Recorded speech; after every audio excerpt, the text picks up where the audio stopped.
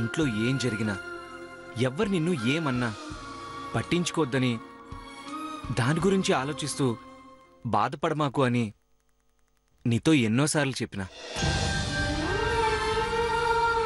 నీ చదువు గురించి తప్ప ఏదీ నీ మనసులోకి రాకూడదని చెప్పినా. నువ్వు ఏ రకంగానూ కష్టపడకూడదు, బాధపడకూడదనే కదా పగలనక రాత్రనక నేను ఇంత కష్టపడుతుంది. కానీ ఇదే నాకు బాధగా ఉంది, మనసుకి కష్టంగా ఉంది. కష్టపడందే నీ చదువుకి డబ్బులు ఎక్కడి నుంచి వస్తాయి చెప్పు? డబ్బు ఒకటి జీవితమా? డబ్బు లేనిదే ఏ జీవితమూ గడవదు, ఏ సంకల్పం నెరవేరదు. నువ్వు అసలు విశ్రాంతి అనేది లేకుండా అలా ఆటో తోలుతుంటే నాకు చాలా బాధగా ఉంది సీనయ్య. ప్రతిదానికి ఒక హద్దు ఉంటుంది, ఆ హద్దులు మీరితే ఆరోగ్యం పాడవుతుంది.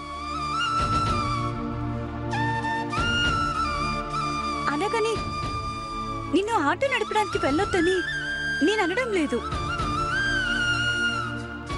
ఇంత రాత్రి వరకు కష్టపడడం ఎందుకు అంటున్నాను. నువ్వు చదివే చదువేమన్నా చిన్న చదువా? దానికి ఎంత డబ్బు కావాలో నీకు తెలుసు కదా. అయినా ఇదంతా కూడా ఎంతకాలం చెప్పు? నీ చదువు పూర్తయ్యి నువ్వు కలెక్టర్ అయ్యేంత వరకు, అంతే కదా. ఆ తర్వాత నువ్వు దర్జాగా కుర్చీలో కూర్చుని సంపాదించొచ్చు, నేను కూర్చొని తింటాను. చాలా ఇలాంటి మాటలు చెప్పే నన్ను ఎప్పటికప్పుడు మాయ చేస్తూ ఉంటావు. లేదు పద్మావతి, మనిద్దరం ఒకటి అనుకున్నాం, అది నెరవేరి ఈ ఊరికి నీ వల్ల మంచి జరగాలి. అప్పటి వరకు మన జీవితాల్లో విశ్రాంతి అనే మాటకి చోటు ఉండకూడదు. అది కాదు సీనయ్య. ఇంకేం మాట్లాడద్దు. ఇదిగో ఈ డబ్బు తీసుకో.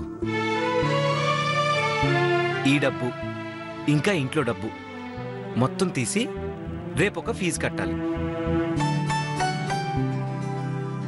ఇంకొక ఫీజు త్వరలోనే కట్టేద్దాం.